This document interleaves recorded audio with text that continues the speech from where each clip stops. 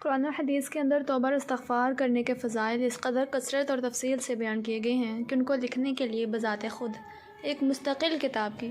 ضرورت ہے۔ تاہم اس ویڈیو میں ہم کچھ فضائل کا ذکر کریں گے تاکہ اس عمل کی رقت اور قدر و قیمت دل میں پیدا ہو اور ان فضائل کے حصول کے لیے آگے بڑھنا آسان ہو جائے۔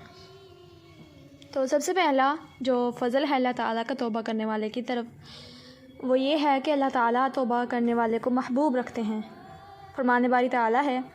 ان اللہ یحب التوابین ویحب المتطہرین،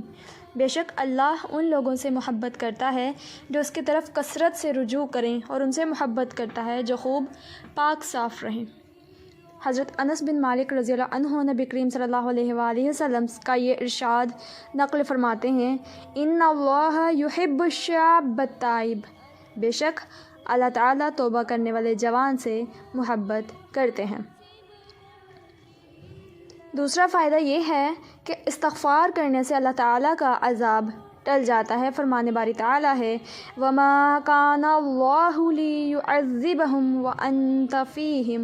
وَمَا كَانَ اللَّهُ مُعَذِّبَهُمْ وَهُمْ يَسْتَغْفِرُونَ، اور اے پیغمبر اللہ ایسا نہیں ہے کہ ان کو اس حالت میں عذاب دے جب تم ان کے درمیان موجود ہو، اور اللہ اس حالت میں بھی ان کو عذاب دینے والا نہیں ہے جب وہ استغفار کرتے ہوں۔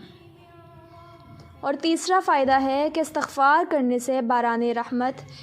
برستی ہے۔ حضرت ہود علیہ السلام کا تذکرہ کرتے ہوئے اللہ تعالیٰ نے ارشاد فرمایا کہ انہوں نے اپنی قوم کو دعوت دیتے ہوئے استغفار کی یہ فضیلت بیان فرمائی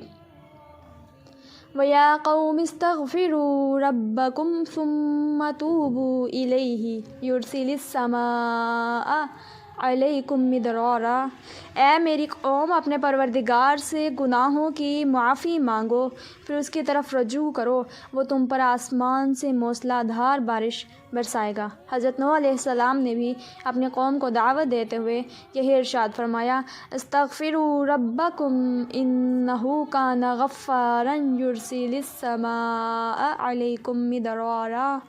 اپنے پروردگار سے مغفرت مانگو، یقین جانو وہ بہت بخشنے والا ہے، وہ تم پر آسمان سے خوب بارشیں برسائے گا۔ نمبر 4 پہ جو فائدہ ملتا ہے وہ یہ ہے کہ استغفار کرنے سے مال اور اولاد میں ترقی ہوتی ہے۔ حضرت نوح علیہ السلام نے استغفار کی یہ فضیلت بھی بیان فرمائی وَيُمْدِدْكُمْ بِأَمْوَالٍ وَبَنِينَ، اور تمہارے مال اور اولاد میں ترقی دے گا۔ حضرت جابر بن عبداللہ رضی اللہ عنہ فرماتے ہیں کہ ایک انصار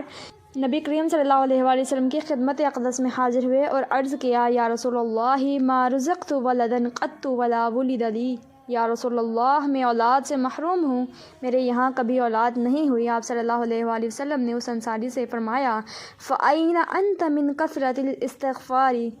وَكَثْرَةِ الصَّدَقَةِ تُرْزَقُ بِهَا،